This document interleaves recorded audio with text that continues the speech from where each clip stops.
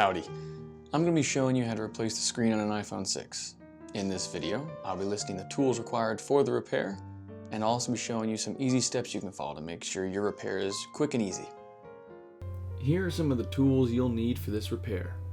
A P2 pentalobe screwdriver, a spudger, a 000 Phillips screwdriver, and a small suction cup. Some optional tools that might make the repair easier: tweezers and opening picks or guitar picks.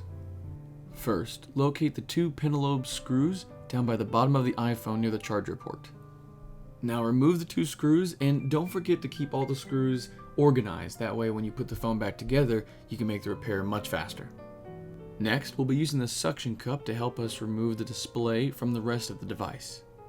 Once the suction cup is on the display, you can use your spudger or one of the opening picks or guitar picks to help you very gently and very slowly lift the display from the rest of the device.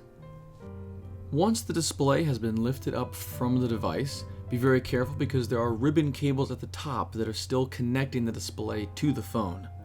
The next step is to disconnect the battery. If you're working on a device where the battery has not been replaced before, chances are the adhesive strips are still holding the battery in place. Once the two screws have been removed from the metal plate covering the Lego style connector of the battery, you can then detach the battery from the rest of the device. Next, we'll be removing the 5 screws holding the metal plate that's covering the ribbon cables for the display. Once the Lego style connectors have been disconnected for the ribbon cables, the display can safely separate from the rest of the phone. Next, we'll be removing the front-facing camera, the earpiece, and then the proximity sensor, along with the ambient light sensor.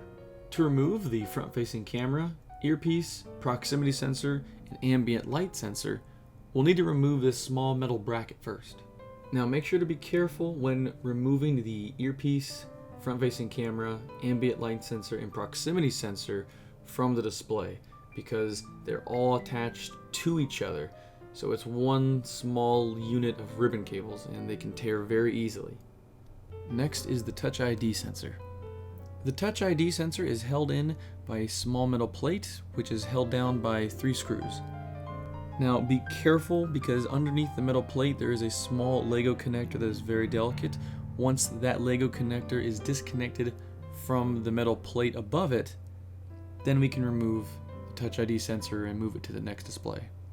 Once the Touch ID sensor has been safely removed from the old display, we'll then swap over the metal plate. There are 6 screws in total, 3 on each side of the metal plate that's on the back side of the display. Once we've removed all the important components from the old display, we can then transfer them to the new display, repeating the steps we just did in reverse. And now we can start that sweet, sweet B-roll reassembly footage.